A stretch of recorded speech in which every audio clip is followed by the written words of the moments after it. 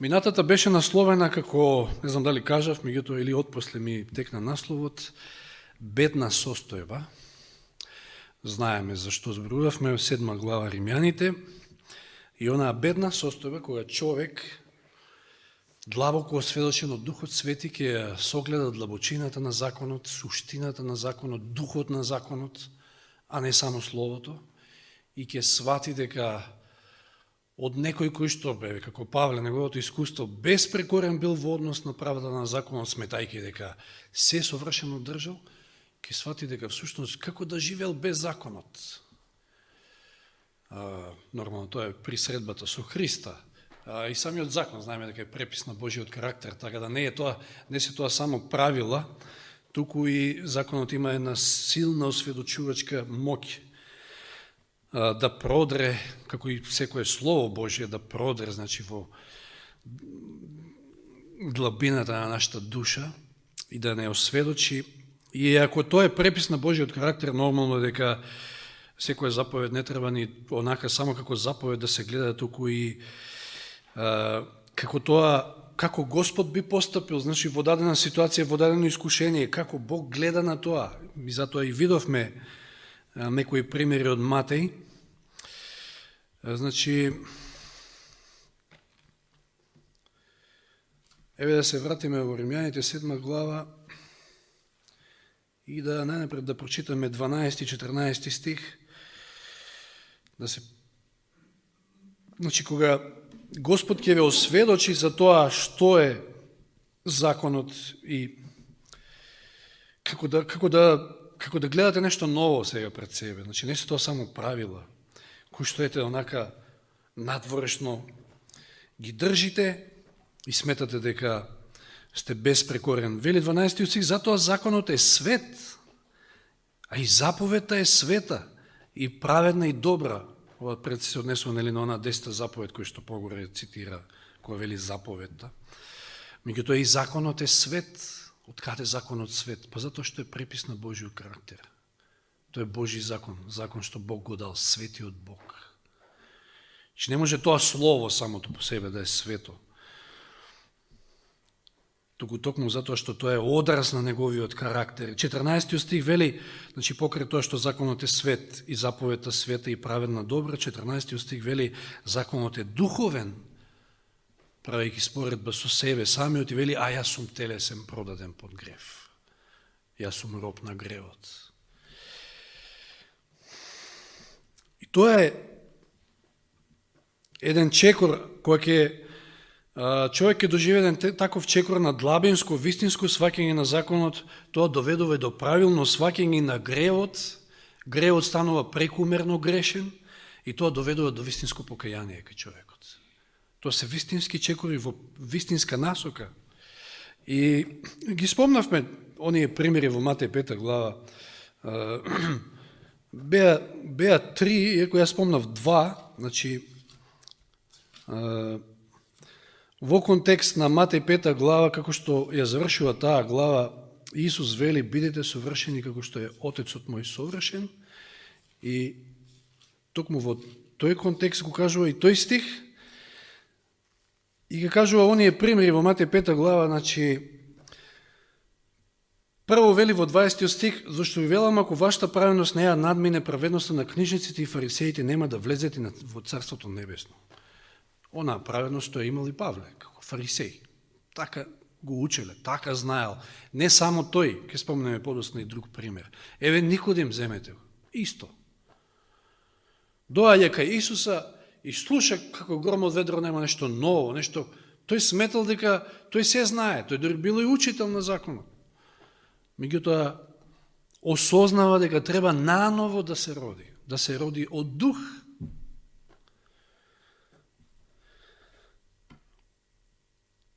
Дека му е потребно наново раѓање, иако тој сметал дека е спасен.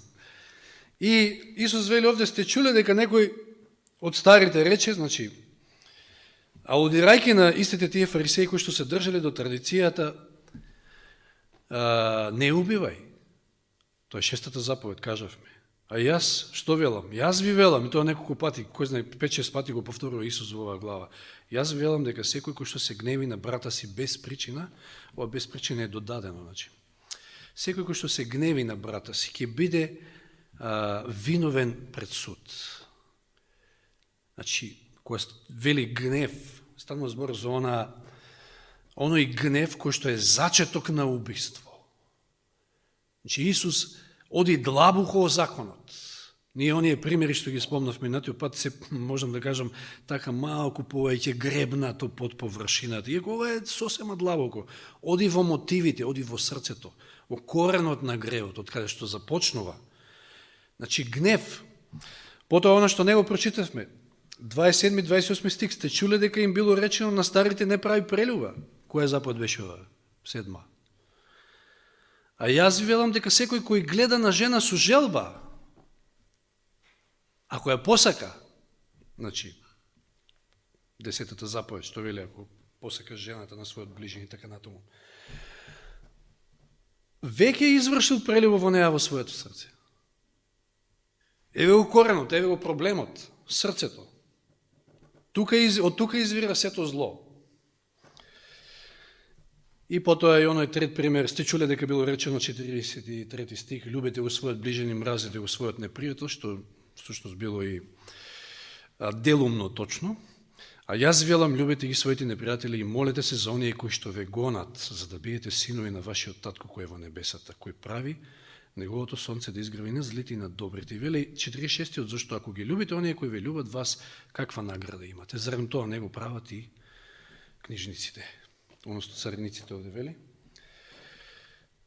И ништо посебно не правите. Тоа што го спомнав минатиот пат, реципроцитет.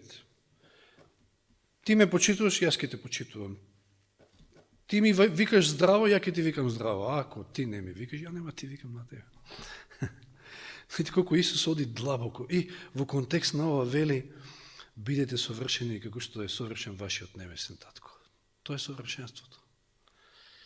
Значи не е онака површински само.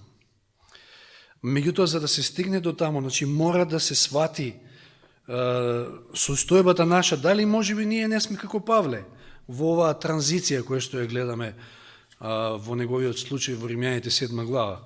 И сега се враќаме повторно на Римјаните и читаме 15 стих, 7 глава, значи 15 стих. Така не знам што правам, зашто не го правам она што го сакам, туку го правам она што го мразам. И кажавме, значи, Павле е осведочен, Павле е свесен во која состојба е. Павле има и омрза кон гревот. Значи, така добро го запознал сега законот, во неговата суштина. Му се појавил, вели, како читавме тамо во оној стих на пресвртница кај него,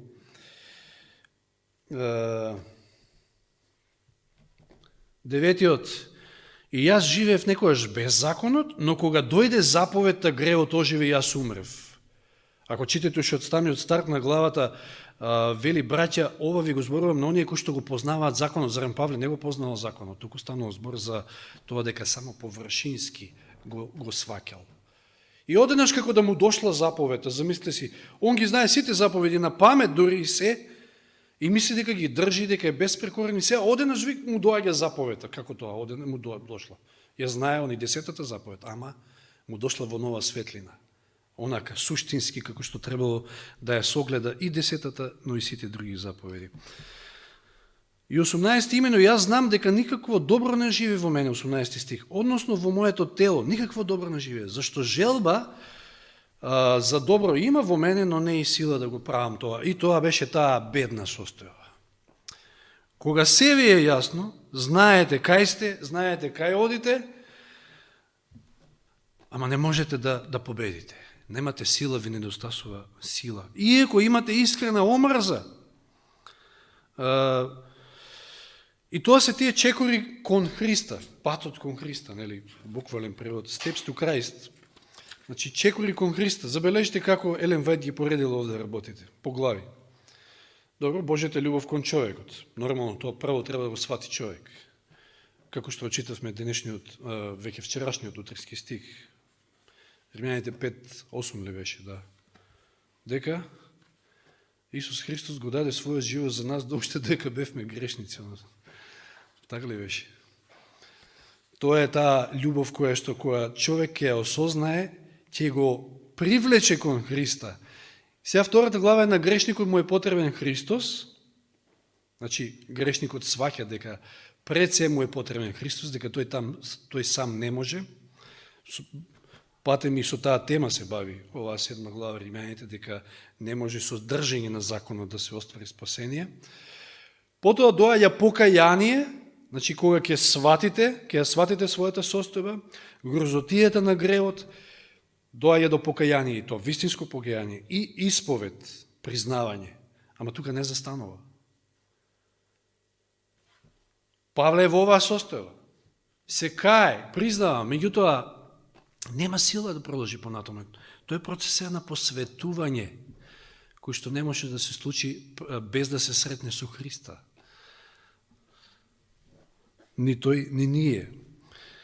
Значи, тој го познавал законот, имал омраза кон гревот, ја признал собствената ништожност и грешност, ја сватил, силна и јасна одлука имал и намера да му служи на Бога.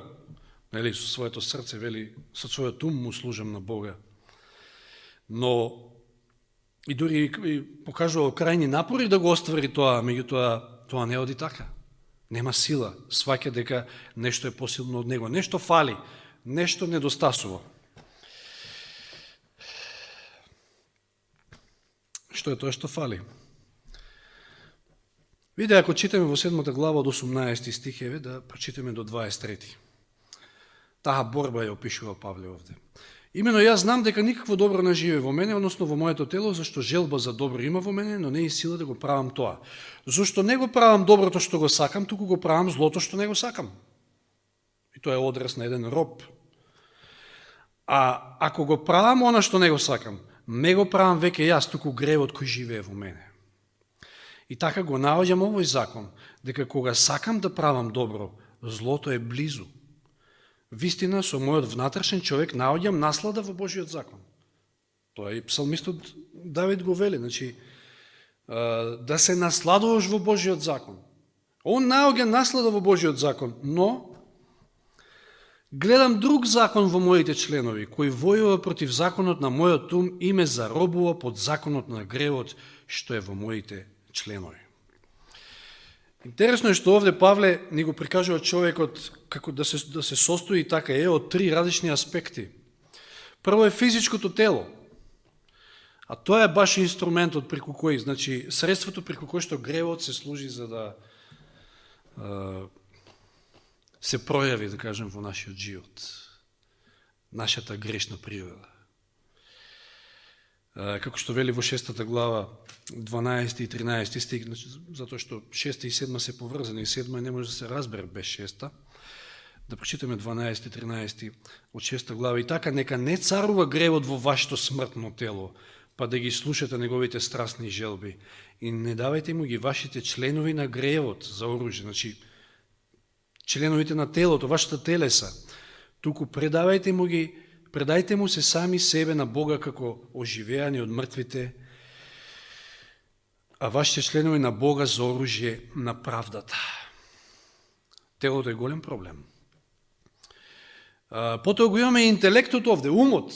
Знаеме, со умот размислуваме, носиме одлуки, тука е свеста и меѓутоа умот не може ништо сам од себе. Видите, Павле вели дека со умот му служам на Бога. Ама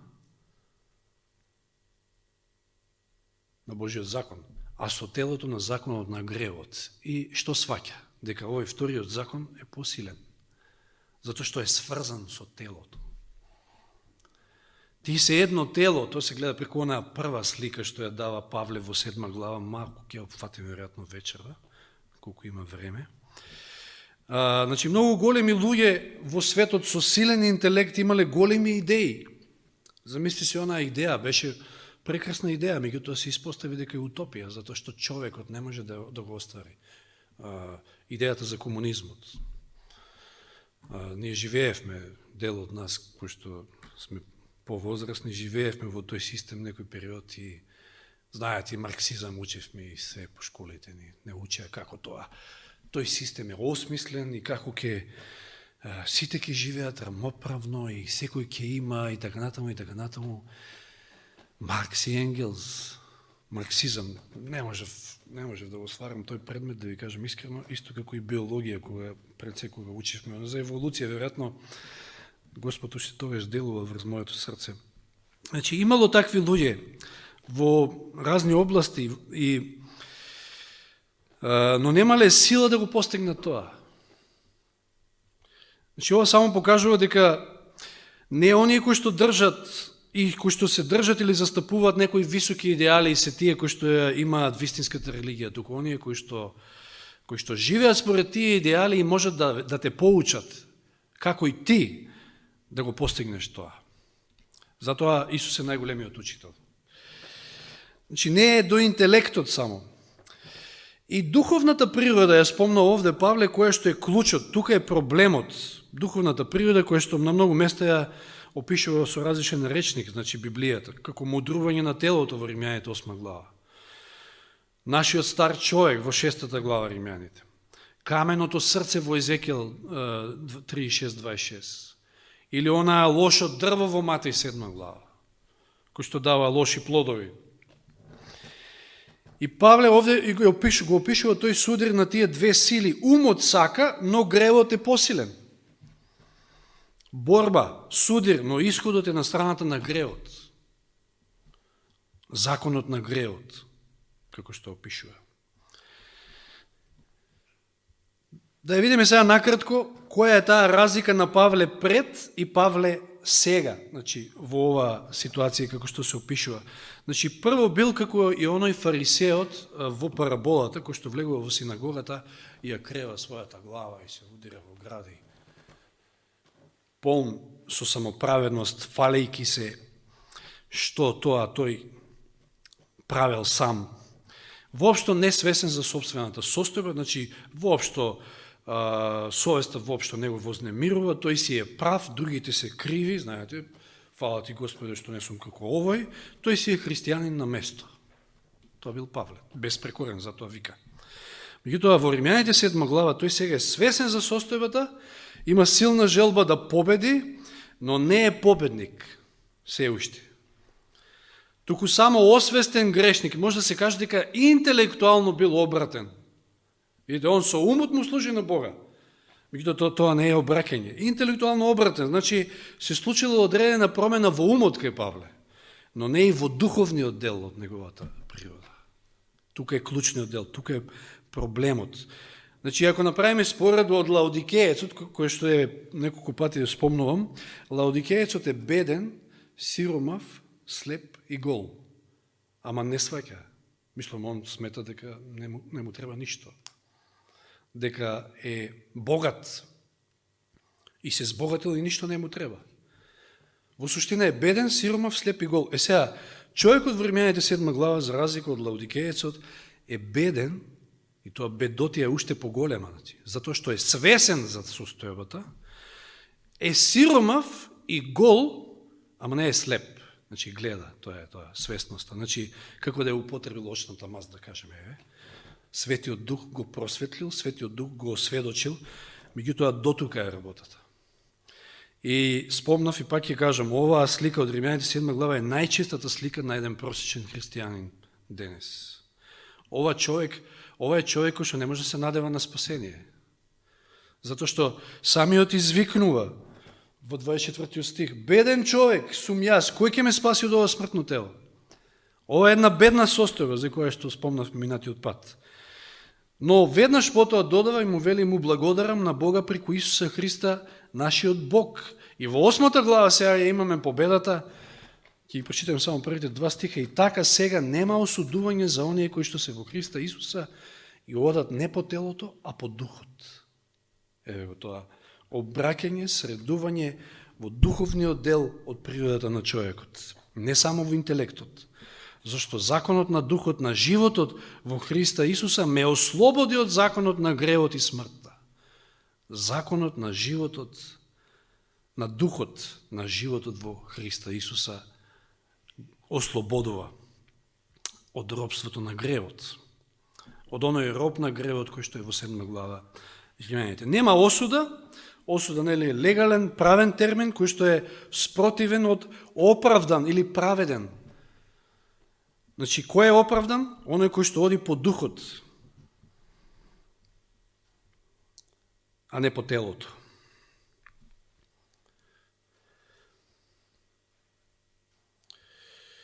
Значи, ова е еден голем чекор. Еден голем чекор напред. Како беше она, отидува на месечината, ова е голем чекор за човештвото. И ова е голем чекор за еден човек, кој ќе се освести за својата состојба, но се уште е далеку целта. Се уште, Павле, и го нема мирот, затоа што мир има оној кој што е оправдан преку вера. 5 глава Римјаните, само да го нафрлам овој стих. И така, бидејќи оправдани преку вера, имаме мир со Бога преку нашиот Господ Исус Христос. Мирот доаѓа преку Исуса Христа повторно. Не преку законот, не преку тоа што ние можеме и со нашите сили што можеме да постигнеме. И сега, минатиот пат, баш во еден разговор беше спомнато богатото момче, односно младич, како што го нарекуваме во Марко 10 глава, и зборувавме баш со брат Зоран за разликите кои што постојат кај богатиот младич и Павле, меѓутоа тоа се мали разлики. Ја повеќе се задржам на сличностите, затоа што сличностите се огромни. Како и кај Никодим, како и кај Павле, и ова младо момче е исто фарисеј, истата школа, истите сваќања. Што му фали? Едно нешто му фали и на богатото момче, како Павле во 7 глава Римјаните. Фали нешто, недостасува. Како да бил свесен дека му фали нешто, па затоа доаѓа кај Исуса, гледајќи го како тој постапува со децата, како ги благословува, доаѓа кај Исуса, значи во 17 стих, Марко 10 глава. И кога излегуваше на пат, некој притрча, клекна пред него и го праша, видите, дури клекнал. Добар учителе, што да правам за да наследам вечен живот? А Исус му рече, зошто ме нарекуваш добар? Никој не е добар, освен единиот Бог. Ги знаеш заповедите. И сега е интересно кои се заповеди му ги спомнува. Сите се од втората плоча. Значи, кои што го регулираат, како беше, нашиот однос со ближните. Вели, не убивај, 6-та заповед. Не прави прелюба, 7-та. Не кради, 8-та. Не сведочи лажно и не измамувај, тоа е едно исто, тоа е 9-та. И потоа вели, почитувај ги татка си и мајка си, тоа е 5-та. И толку. Фали нешто тога? 10-та фали баш. И овој се залетува, младиот вели, учителе, сето тоа го пазев во својата младост. Како Павле да вели, бев безпрекорен во однос на законот. Сето ова го држам и од младоста да вели. Исус го погледна, го возлюби и му рече, едно ти недостига. И сега му вели со речник, оди, продај се што имаш и дај им на сиромасите и ќе имаш сокровиште на небото. И дојди, земи го крстот и следи ме. И овој се натажи. Тоа е таа голема разлика што спомна брат Зоран во тој муабет, дека Павле ја сватил состојбата, дошол кај Христа, се обратил, меѓутоа овој младич кој што Исус сакал да го искористи, и како ги видел тие убави карактеристики во неговиот карактер, како што ги гледа и кај секој од нас. Сите ние сме потенцијални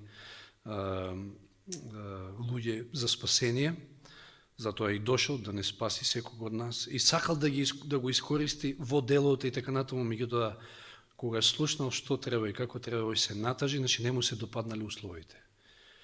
И патем Елен Вајд вели дека ова било за него ризик, значи она видливо богатство што го имал, он сега требало да го раздаде за некое си небесно богатство што не го гледа.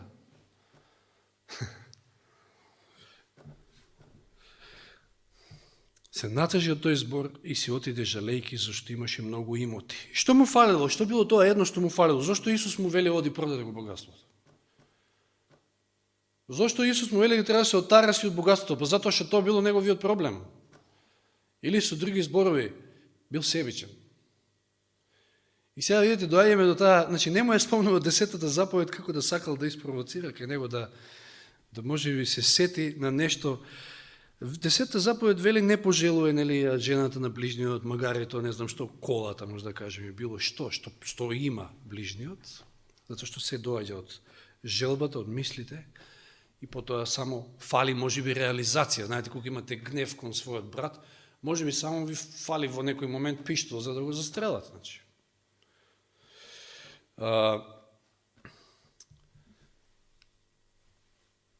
Десетта заповед не значи само не пожелувај го туѓото, туку ја ако другиот нема, дај му.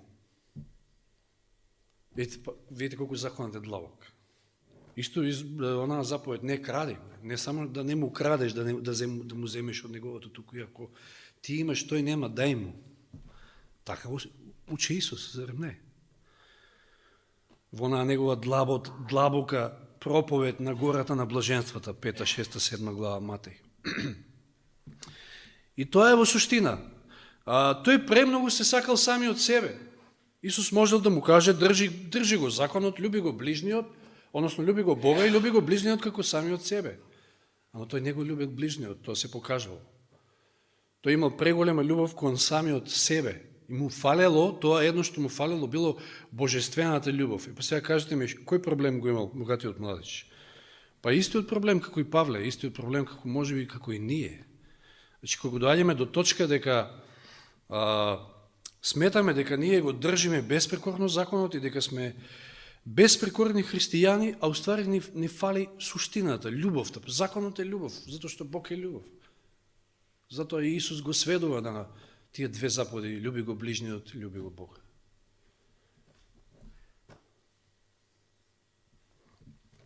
Ако ти си свртен премногу кон себе, тоаш не го забележуваш другиот.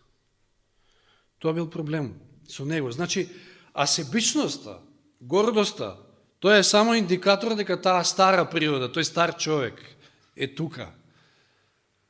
За кого што е слепен греот.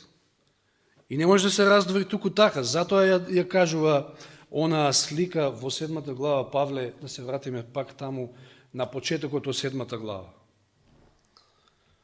Сликата со жената и двата мажа и законот. Тоа се улугите во оваа слика. Или не знаете ли, браќа, им вели, изборувам на оние кои што го познаваат законот. Дека законот има власт над човекот додека е жив. Така, омажената жена преку закон е врзана за мажот додека е тој жив. Но ако мажот умре, слободна е од законот што ја сврзал со мажот. Според тоа, ако му стане жена на друг додека е незиниот маж живее, тогаш ќе биде прелюбница, но ако мажот и умре, слободна е од законот и не е прелюбница ако се омажи за друг. Зошто ова слика Павле овде ја дава? Објаснува потоа и овде од 4 стих и 5 гледаме кои се овие, кој е жената, кој се првиот, вториот маж. И така, и вие, браќа мои, умревте за законот преку Христовото тело, за да му припаднете на другиот. Значи, јасно од овој стих се гледа дека ние сме жената во илустрацијата. И што треба? Треба да умреме, вели, умревте за законот преку Христовото тело, за оној закон, она сваќање на законот. Треба да умреме преку Христовото тело, за да му припаднеме на другиот е со голема буква овде, и со право, кој воскресна од мртвите. На кого се однесува? Тој е вториот маж, другиот. Кој е тој кој што воскресна од мртвите? Исус Христос, некој друг. Вториот маж е Исус Христос. За да му донесеме плод на Бога. Само така и можеме. Сега 5 стих вели, зашто додека бевме во телото, во нашите членови действуваат грешни страсти кои законот ги побудуваше така што ги донесувавме плодовите на смртта. А сега се ослободивме од законот откако умревме за оној кој не починуваше. Во 6 стих јасно дава до знаење кој е првиот маж, кој не починува, по чија власт сме. Додека грешиме, вели, кога грешиш, значи ти си му роб на греот. Греот е тој узурпатор, тој е тиранин кој што не починува. И за да служиме во нов дух, а не во старата буква, како што е она површинско сваќање и држање на законот, држање за буквата, занемерувајќи ја суштината на законот, односно духот. Значи, јасна е ова илустрација дека таа жена, тоа сме ние, прилепени преку нашата грешна природа, тоа е стариот човек, грешната природа, смртното тело, со греот, како маж и жена, женете, значи, под закон, не може да ги раздвоите.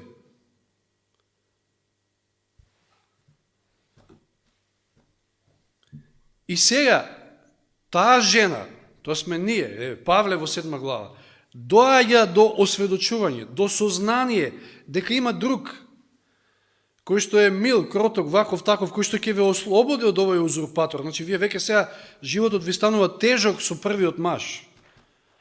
Ама не можете да се разведете, значи не можете да ги одделите грешната природа од гревот. Тие одат заедно. Сакате, имате желба да одите со другиот, со Исуса Христа. Ама тоа не може да се случи се додека не умре првиот маж. Мора да умре. Темата ми носи наслов "Мора да се умре". Тоа може и вака и така да се свати. Мора да се умре. Нема поинаку. Затоа што само така можеме да му припаднеме на другиот, на Исуса Христа. Само така можеме да живееме во Христа Исуса, одејќи по духот, а не по телото.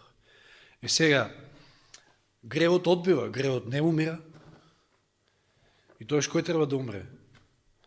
Знаете, нашето тело, затоа повторуваме, прилепено со гревот. Тие се во една заедница. Не може да ги раздвоиш, затоа што ќе значи тоа духовна прелива, па да одиш со другиот. Не можеш. Значи, нашата грешна природа, нашиот стар човек, прилепена со гревот, мора да умре. Нашиот стар човек мора да умре. Затоа му вика нам богатиот младич, што му рече Исус: оди, раздај го имотот, продај го, раздај го и земи го крстот, што значи смрт, и следи ме. И кој знае колку пати Исус го кажува тоа. Земете го крстот и следете ме. Земањето на крстот значи смрт. И ова е многу едноставно да се свати. Тоа е нашиот вистински проблем, значи злото во срцето, внатре. Изворот е срцето, а тоа е тоа нечисто, тоа е тоа камено срце, тоа е таа телесна грешна природа. Изворот е нечист, знаете, потокот е нечист, затоа што изворот е нечист. И како ќе го очистите потокот? Ако го изчистите изворот. Плодот е лош, оти дрвото е лошо. Не може да добиете вие од лошото дрво добар плод. Или, како што вели Исус тамо, од трњето раѓали смокви. Можете вие да се занимавате од утро до мрак и секој ден трњето да го кастрите, да го не знам што ќе му правите таму за да добиете смоква, да очекувате смокви. И тоа никогаш нема да добиете смокви. И кој е единственото решение? Што рековме, потокот треба да се исчисти кај изворот, а што треба да се направи со тоа дрво? Ако имате некој џбун тука трнлив, а сакате смокви, па не е далеко од паметот дека единствено решение е да се искупа трнот, да се фрли и да се насади тука смоква, па за да добиете смокви. Значи, самиот грев не е вистинскиот проблем, туку затоа што ние го правиме гревот заради тоа што сме. Видите што вели во воспитување, сестра Елен Вајд. Ниту една вистина Библијата не ја учи појасно од онаа дека нашите постапки се резултат на она што сме. Тука е проблемот. Затоа нашето внимание треба таму да го насочиме.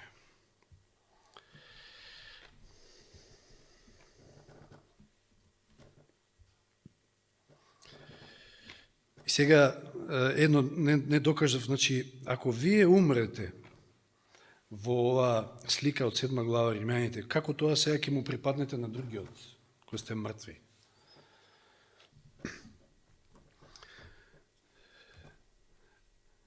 Значи, умираме преку Христовото тело, како што вели 4 стих. Како? Распнувајќи се со Христа. И кога ќе умреме со Христа заедно, тогаш со Христа и ќе воскреснеме во 6 глава Римјаните го кажува тоа, и тоа стануваме, воскреснувајќи со Христа, сега стануваме едно со Христа. Сме умреле за гревот, тоа старо тело, таа стара природа, тоа едно умрело, сега воскреснуваме и стануваме едно со Христа, и ќе завршиме со познатиот стих во Галатјаните 2 глава. Повторно Павле во Галатјаните 2 глава, 2 стиха, 19 и 20 ќе ги читам. Зашто јас умрев преку законот за законот. Ова е друга тема, верувам дека доста јане има обработувано, меѓутоа ќе спомнаме и за тоа, преку законот за законот.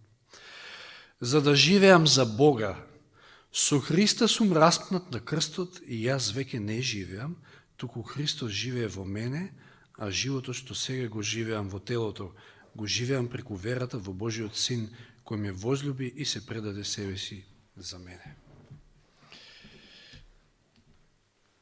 Ова е суштината, ова е проблемот и ова не е едноставно. Ние мораме да признаеме сите дека воопшто не е едноставно. Тука имаме проблем. Без исклучок, ја би рекол, окей, може би некој стварно има вистински посветен, но ние сите растеме. Знаете, процесот на посветување не значи ова. Овој човек во Римјаните 7 глава е осведочен, но не обратен.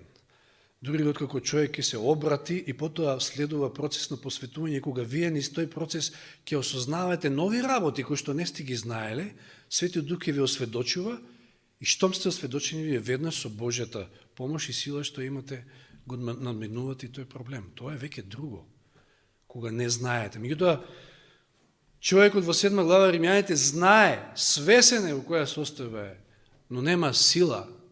Таквиот човек не може да биде обратен, таквиот човек не може да се надева на спасение. Ќе продолжиме следната сабота. Божи Господе наш, милоста полека одминува, доаѓаат тешки денови, времето е сериозно, а што правиме ние? Дали ние сме подготвени? Дали нашиот дом е доведен во ред? Дали нашата куќа е средена? Што е со нашата душа? Што е со тоа? Каде стоиме? Знаеме ли дали сме свесни? Каде сме упатени? Каде чекориме? Ако знаеме, знаеме кај ќе стигнеме, меѓутоа лошо е кога човек не знае, а уште видовме дека уште победна и лоша е состојбата кога знаеш, меѓутоа не можеш. Се додека не сватиш дека може Господ со тебе, кога човечката природа ќе се здружи со божествената, тогаш се случуваат чуда. Господи, те молиме да делуваш преку силата на Духот Твој Свети, како што и правиш, да делуваш на нашите срца, да ако не сме Ти целосно предадени, тогаш да го направиме тоа со целосна доверба, предавајќи Ти ги нашите камени срца, а Ти си ветил дека ќе дадеш местнати срца во кои што ќе може да биде запишан законот и Духот Свети, за да можеме да одиме по Духот, а не по телото. И така ќе бидеме оправдани, нема да паднеме под осуда на истиот тој закон. Затоа што со Исуса Христа го исполнуваме. Умрела нашата стара природа и живееме со Христа нов живот. Тоа е Твојата цел, тоа Ти го сакаш од секој од нас, затоа што сакаш сите нас да не спасиш и затоа, Господи, води не онака како што Ти најдобро знаеш со тие мисли во умот, да размислуваме, да се испитуваме секојдневно каде сме и што сме, затоа што токму времето е такво у кое што треба да се само испитуваме и да видиме дали уште нешто има што можеби не сме ти го предале, затоа што 99 наспроти 1% е исто како 0. Ти го сакаш целото срце.